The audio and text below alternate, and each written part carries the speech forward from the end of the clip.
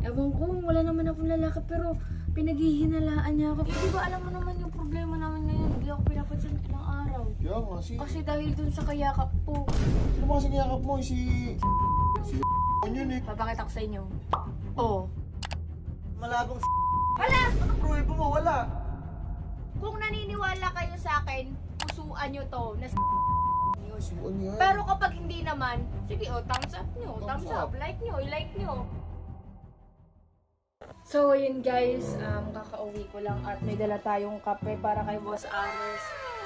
Dahil hanggang ngayon nagtatampo pa rin siya. Hindi pa rin niya ako nakausap dahil doon sa... Ewan ko, wala naman akong lalaki pero pinaghihinalaan niya ako. Wait nga lang, kakatok ko lang ako dito. Ano?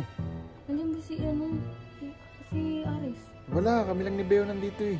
Ayaw mo lang ano eh. Oh, si Bayaw oh. Ang kalat naman ng kwarto niyo. Mag-ayos pa lang kami ng kwarto. Bakit? Nandiyan ba nga si Ares? Nasaan ba yun? May bibigay akong kape oh. Ano yan, pagbawi? Oo, kasi nga di ba alam mo naman Ano? Kabila. Mal, meron ba ko dyan? Wala, sa aming dalawa lang ito. Ayun, tag-isa kami. Papatulong ka, wala ka man lang bigay sa akin. Mamaya, oo na, sige na, mamaya, bibigyan kita. Mamaya. Di ba alam mo naman yung problema naman ngayon? Hindi ako pinapansin ilang araw. Yeah, nga Kasi dahil dun sa kayakap po. Sino ba kasing yakap mo? Si Ate yan lang Sino lang naman yun eh, no?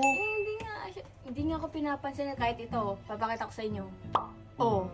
Sabi ko nga kausapin ka eh. Kaya nga tumatawa lang ako eh. Kasi natatawa ako kay ate. Yung nagluloko-lokohan lang kami. Bibiro lang kami. Seryoso na lahat. Ano, ewan ko ba dyan sa, kay Ares? Praning. Kaya nga, puntahan natin. Pero ba yan? Hindi ko alam.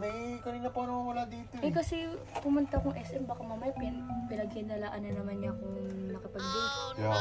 Siguro nakapag-date Hindi, tayo. bumili ako ng kape para sa kanya. Uy, nalaglag yung susi ni JS ko. Siguro nakapag-date ka, no? Hindi. Ay, hindi. Ay, sorry, baka mag-isip na naman eh. Nabiro lang. Love.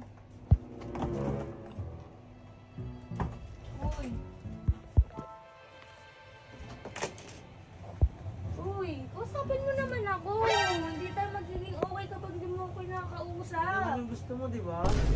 Hindi tayo maging okay. Sige na kasi. Kausapin mo lang ako kahit ngayon lang. May pasalubong nga ako sa'yo. Favorite mo, Starbucks. Hala? Bilis na kasi. Ang ano naman na ito? Kinakausap ka na nga eh. Bilis na, paupo ako. Parang pagkakaalala ko, kwarto ko to ah. Kausapin mo na kasi ako. Uy, ano ba? O sige, lumabas ka dito sa kwarto ko. Yan, Higa na ako. tigas ng ulo mo ha. Uy! Kausapin mo na yan, best friend! Oo, kasi ba't mo pinipilit mo ako? Hindi na. Magpapaliwanag na ako eh. Kahit naman ano paliwanag mo, love, kung ano na nakita na mata ko yun na yun. Grabe naman yan, best Ano ka friend. ba? Nakipagyakapan ka sa iba, nakipagkita ka sa iba, anong gusto mong isipin ko? Si ate yan lang yun. Malabo, love, malabong si ate yun. Wala! Tsaka hindi ako maniniwalang si ate yun. Anong pruweba mo? Wala. May pruweba ako, gusto mong makita. Inausap ko si B-Boy, Binay, oh. Gusto niyo makita kung sino kasama mo. Sabi niya sa akin, ayaw mo daw ipakita kasi nanlalaki ka. Hindi. Binibiro ka lang nun. Binibiro lang siya ni B-Boy. Para alam ni B-Boy kung sino yung kasama ko. Si ate yan lang yun. Hindi siya magtatanga-tanga na tatanungin kung sino yung Ay! kasama mo. Tignan mo. Kahit tawagan mo pa si ate Yel. Si Ian lang pala yung kasama, masyado kang praning. Sige oh. Kahit tawagan niya pa oh. Si ate Yel lang yun. Wala akong lalaki. Malabo si ate yun. Wala. Oo, pustahan na lang oh. Pustahan na lang. Oh, pustahan. Ginadaan niyo pa sa pustahan. Sige oh guys. Sa tingin nyo kung hindi kayo naniniwala.